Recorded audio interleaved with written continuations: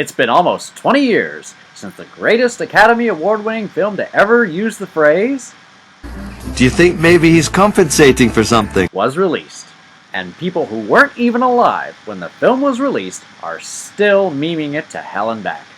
So, with that looming cloud of millennial existential dread above us, as well as the 93rd Annual Academy Awards just around the corner, I shall rank all 10 Academy Award winners for Best Animated Feature Films from 2010 to 2019.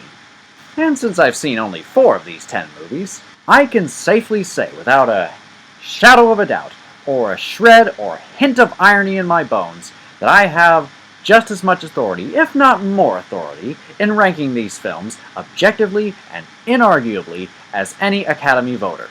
Anyway, from worst to best, this is the definitive ranking of every Academy Award winner for Best Animated Feature of the 2010s. Number 10 Trillion. Disney Annoying Snowman Movie. I Hate You Forever and I Wish You Were Dead. Number 10. Pixar Toy Movie Number 4.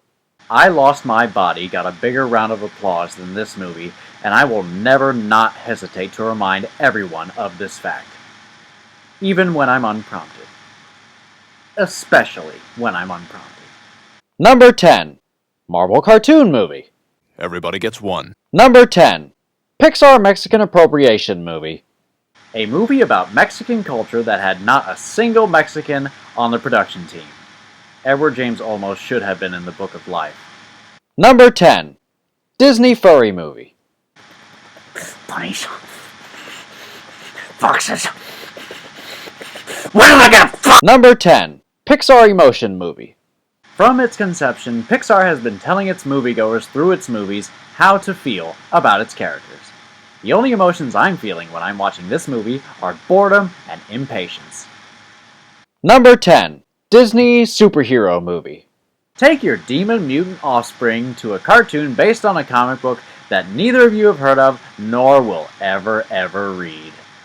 Number 10. Pixar Scottish Princess Movie. A movie that takes place in Scotland that had not a single Scot on the production team. Billy Connolly should have kicked everyone's teeth in. By the way, Pixar, you get no feminism points just because a woman wrote and directed it. She had to share both of those credits with men. Your argument is invalid forever. Number 10. Pixar Toy Movie Number 3. Everyone is 11 years older and 11 years too old for this. Number 1. Rango. Okay, real talk.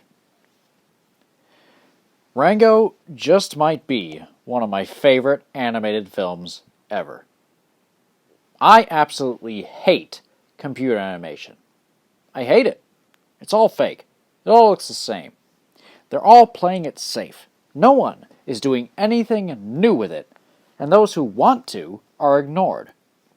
The number of computer animation films that I truly and genuinely enjoy watching and rewatching can be counted on one hand. Rango is different. I'll admit, when this film came out, I was skeptical. I thought it was just going to be Pirates of the Caribbean with a lizard, what with the presence of Johnny Depp as a voice actor and Gore Verbinski as the director. But as skeptical as I was also somewhat intrigued. Gore Verbinski had never directed an animated film, as far as I know, and it's always interesting to me when a director who's primarily known for one genre tackles another.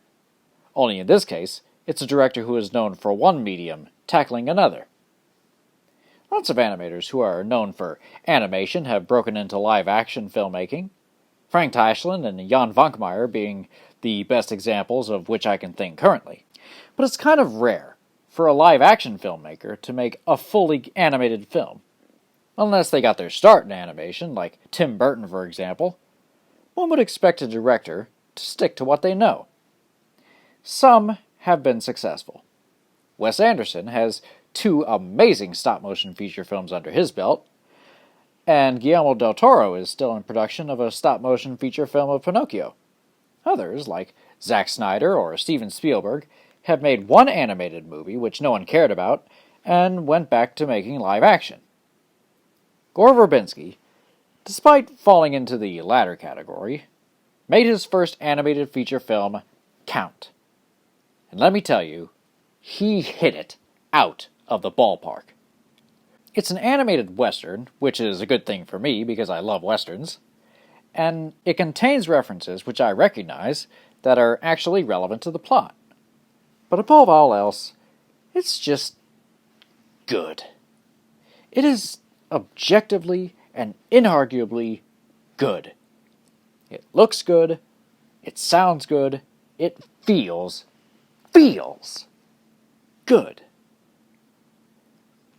Seriously, why don't they make more animated films like Rango? Unique, smart, not pandering or patronizing in any way. I am just fed up to the back teeth of animated films that talk down to their audience. They try to have stupid, schmaltzy messages like, "You're special, believe in yourself and you'll succeed. Love is the only answer. As long as you have your friends, you can do anything." But it becomes obvious, really soon, almost immediately in fact, that very few people succeed. The universe, by and large, does not care about you. As a matter of fact, next to nobody on Earth cares about you. People like to ignore that fact, the fact that nobody cares, but it's the truth. Your political or religious authority is lying to you all the time. You should question authority. Respect those who deserve it. Ask questions about what you don't know or don't understand. Asking questions is not stupid. It's how you become less stupid.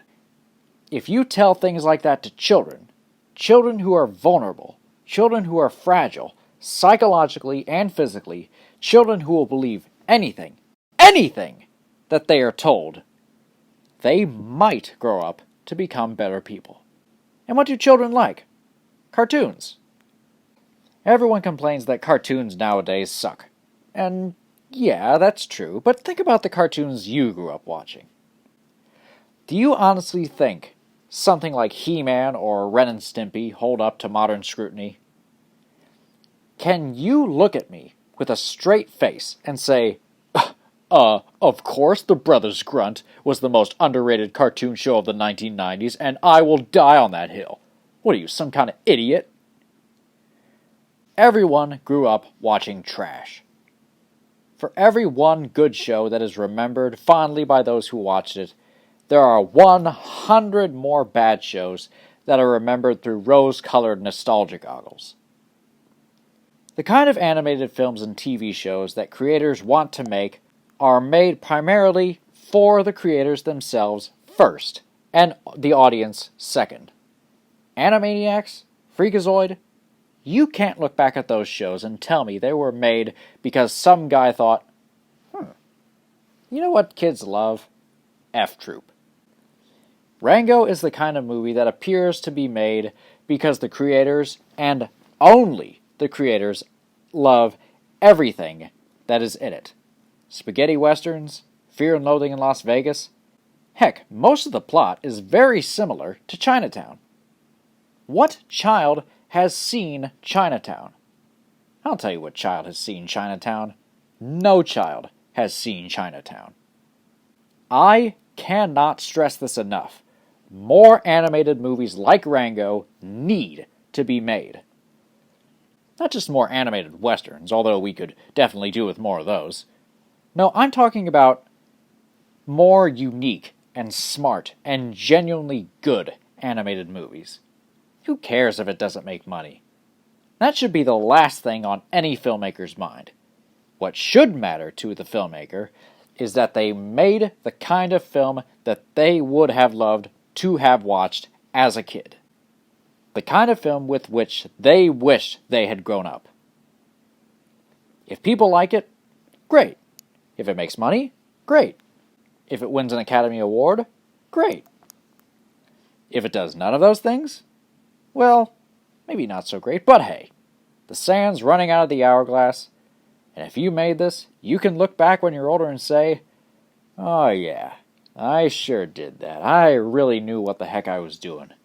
I was reckless, and I was wild, and I did it. Also, it's not a Pixar or a Disney movie, and that makes it objectively and inarguably the best film on this list. Shut up, don't at me.